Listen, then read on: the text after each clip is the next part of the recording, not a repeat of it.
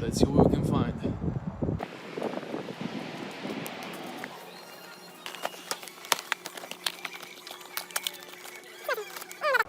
Do you guys believe in fate? Look what I found. Exactly what we're looking for. And it doesn't even have all the cloth of the luggage that we don't need. And it's only $4. Less than half the price of the other ones. Nice and sturdy. It's like actually one of the best handles I found.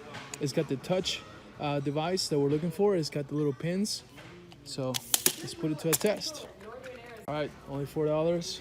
Awesome. Now for this button, it may appear that it's a single unit of a button going up and down.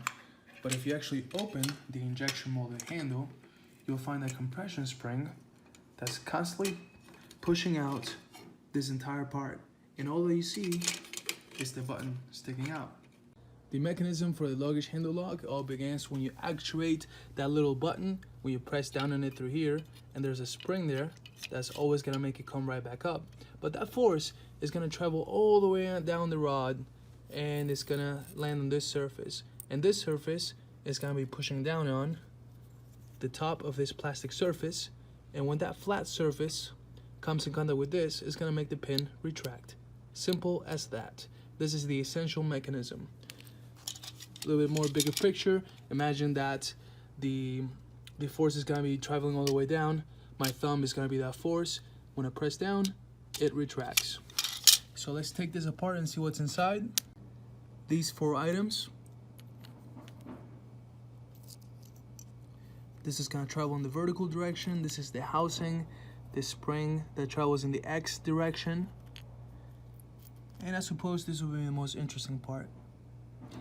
I'm gonna model all of this so we can take a closer look. Here we have the SolidWorks CAD model of the handle for the luggage. We're gonna focus just on one side because the other side is exactly the same. The handle has a little spring inside with actuates, goes up and down. Now let's keep an eye on this part, how it travels all the way down, how I showed you before. So keep an eye on this, going up and down. That's how it works. And the spring always wants to expand. Here's the aluminum extrusion that we can see the little rod inside going through, and the main mechanism at the bottom. So let's go ahead and get rid of the aluminum extrusion. We don't need to see that part, and let's focus on the mechanism. So the mechanism will look like this, and when the button actuates, it retracts the pin. Now we have a spring here that always wants to expand and push this out. And what prevents that from going further is coming in contact with a piece of plastic here. I did a path mate, so I'm going to get rid of that sketch.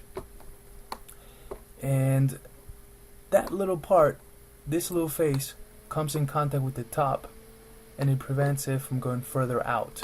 So if it wouldn't be for that, and coming in contact with this surface right here, the piece of steel will want to come all the way out, but it doesn't thanks to that force. That's essentially the mechanism. Let's look at it from all different angles. There's a little rail underneath for this part. I thought it was pretty ingenious. There's a little bit of lubrication here, a little bit of oil, so when I took it apart my hands had oil, FYI. And I just think it looks beautiful, going up and down. So let's drag this out, coming in contact, and it retracts. Once you let go of the button, this automatically wants to go right back up. Why? Because of that spring right there. So imagine that spring is actually a little bit longer.